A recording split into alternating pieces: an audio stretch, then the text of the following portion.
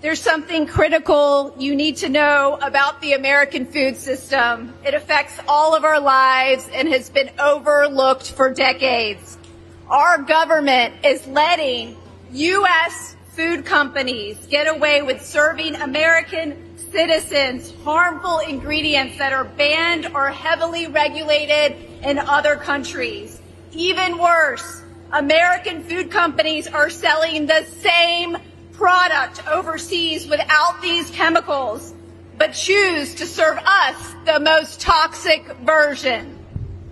One set of ingredients over there and another one here. Let me give you some examples. This is McDonald's French fries from the United States. It has 11 ingredients, but in the UK, there's only 4, and salt is optional. This one has an ingredient called dimethyl polysiloxane, and that can be preserved with formaldehyde, a neurotoxin, and just happens to be the first ingredient in silly putty. This is United States Fanta right here. It's made with high fructose corn syrup, artificial dye, yellow 6, red 40, and sodium benzenate. In the UK, they have real orange juice inside, and it's colored with carrots and pumpkin. In Skittles, there's 10 different artificial dyes here in the United States, plus titanium dioxide, an ingredient that's banned in Europe because it causes DNA damage. Gatorade, here in the United States, uses red 40 and caramel color. In Germany, they use carrots and sweet potatoes to color their Gatorade. M&M's has 10 artificial dyes made from petroleum linked to hyperactivity in children here in the United States, and in the UK, they only use 1. And let's talk about Doritos. Doritos, this bag of Doritos from the United States has MSG and artificial food dye, but in the UK, it doesn't. And America's favorite cookie, Oreo's birthday cake, has 4 different artificial food dyes, and in Europe, they use beets, spirulina, and turmeric. And worst of all, right over the border, this box of Fruit Loops in Canada is naturally colored with carrot juice, blueberry juice, and watermelon juice. This American version has 4 different artificial dyes made from petroleum and the preservative BHT, which is an endocrine disrupting chemical linked to cancer. This is why I became a food activist. My name is Vani Hari, and I only want one thing.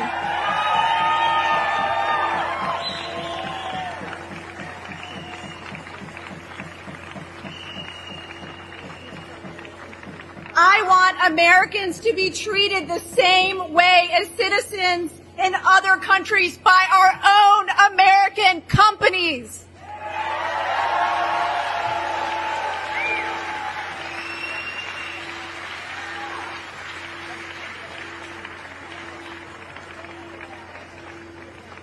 Over the last 60 years, almost all food additives have been created for one sole purpose: to improve the bottom line of the food industry and not improve our health. These chemicals are created to mimic real food, to make it easier and cheaper for food manufacturers to preserve their food, to make it last longer on the shelf, to help manufacturing, and sinister of all, to allow them to create products that are addictive in nature.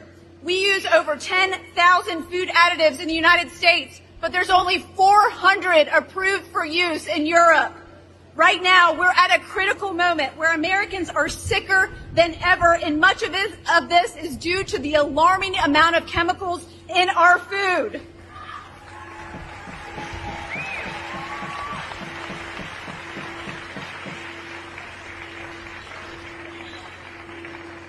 Asking companies to remove artificial food dye would make an immediate impact. They don't need to reinvent the wheel. They already have the formulations as I've shown you. Food companies have found in focus groups, children will eat more of their product with artificial dye because it's more attractive and appealing. Do you want to see the differences between? Yeah, let's open the box. Let's see it. Let's see it. Let's see it. So this is the U.S. version right here. And this is the Canadian version. Here we go.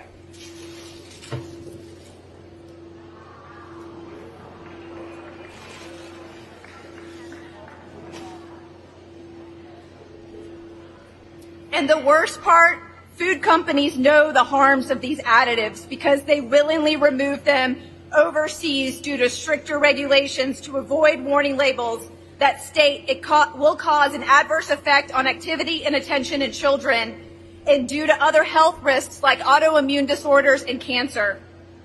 This is one of the most hypocritical policies of food companies, and somebody needs to hold them accountable.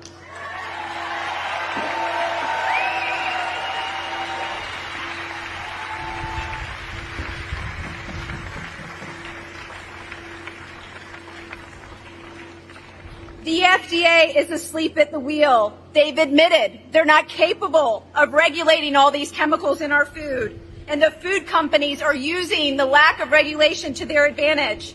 Right now, I'm petitioning Kellogg's because the government hasn't taken up the issue. In 2015, Kellogg's announced plans to remove these dyes by 2018, but they never did, and they lied to us. Instead, they kept inventing new cereals for children with these dyes